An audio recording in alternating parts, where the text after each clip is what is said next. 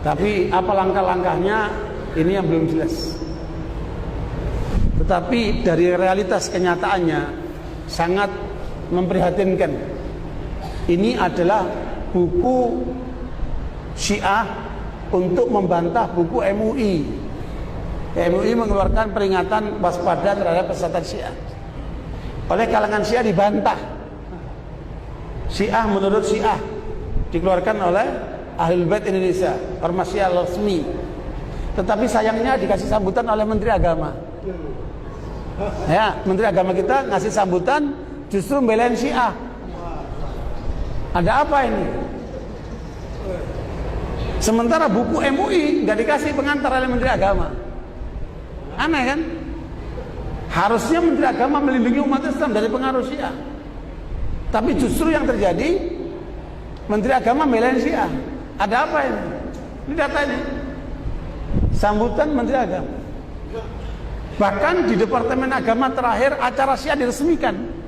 Belum pernah dalam sejarah Indonesia acara Syiah diresmikan oleh Departemen Agama, belum pernah. Baru sekarang. Belum pernah ulama-ulama Syiah bicara di Istiqlal.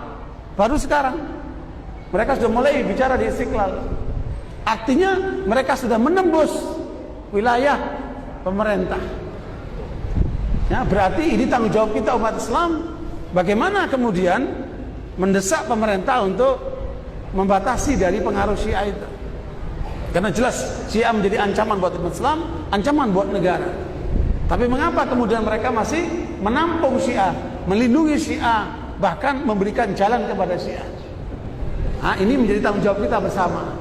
Ya, kita terus berjuang, meyakinkan pemerintah, kemudian mengungkap tentang bahaya mereka. Bahkan, ini rahasia penting, khusus untuk warga Tulungagung dan sekitarnya, bahwa ada tokoh Syiah yang kemarin sadar menjadi Sunni, mengungkapkan data bahaya sekali. Dalam data itu disebutkan Syiah dengan dukungan Iran akan mensuriahkan Indonesia di tahun 2020. Ya, Syiah akan mensuriahkan Indonesia di 2020. Nah, mudah-mudahan ini tidak terjadi. Tetapi dengan data ini kita harus menjadi waspada, ya, atas gerakan mereka ini. Ya, jangan sampai Indonesia seperti apa? Yaman, yang tadinya kecil seperti Indonesia, pengajian, masjid salim, sekolahan, panti asuhan, tahu-tahu mereka angkat senjata dan kudeta. Itu di Yaman. Ya, begitu pula sebelumnya di Bahrain, tapi gagal. Begitulah mereka kemudian melawan dengan senjata di Pakistan, di mana-mana seperti itu. Dan ini tidak boleh terjadi di Indonesia. Makanya sebelum mereka menjadi besar, harus apa? Kita tutup pintunya.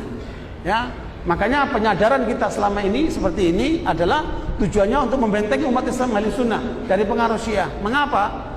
Karena yang disasar Syiah Ahli Sunnah. Jadi Syiah selalu datang ke tempat-tempat Ahli Sunnah untuk mensyiahkan Ahli Sunnah.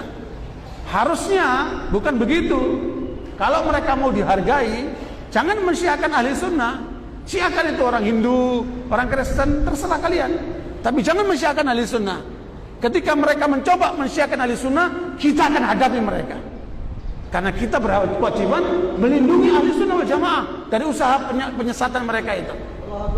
Makanya masyarakat Muslim Ahli Sunnah harus menjadi waspada, care terhadap masalah ini. Jangan acuh tak acuh. Sebab kalau kalian acuh tak acuh, jangan salahkan nanti kalau kemudian anak-anak kalian akan menjadi sasaran mereka. Ya, makanya kita semua harus bahu-membahu melindungi Ahli Sunnah wal Jamaah dari segala upaya penyimpangan seperti ini. Karena ini dibaliknya negara ini, bukan main-main ini. Gerakan mereka sangat masif. Lihat data-data tadi kan, mereka sudah masuk kemana-mana, bahkan sudah masuk ke TNI, ya, sudah masuk ke lembaga-lembaga negara. Kalau ini tidak diwaspadai, jangan-jangan apa yang mereka rencanakan di 2020 akan terjadi. Mudah-mudahan tidak terjadi. Makanya perlu kewaspadaan kita bersama. Ya, saya tidak nakut-nakuti, tetapi ini adalah peringatan dini untuk kita lebih waspada. Tsunami aja diperingatkan, apalagi aliran sesat.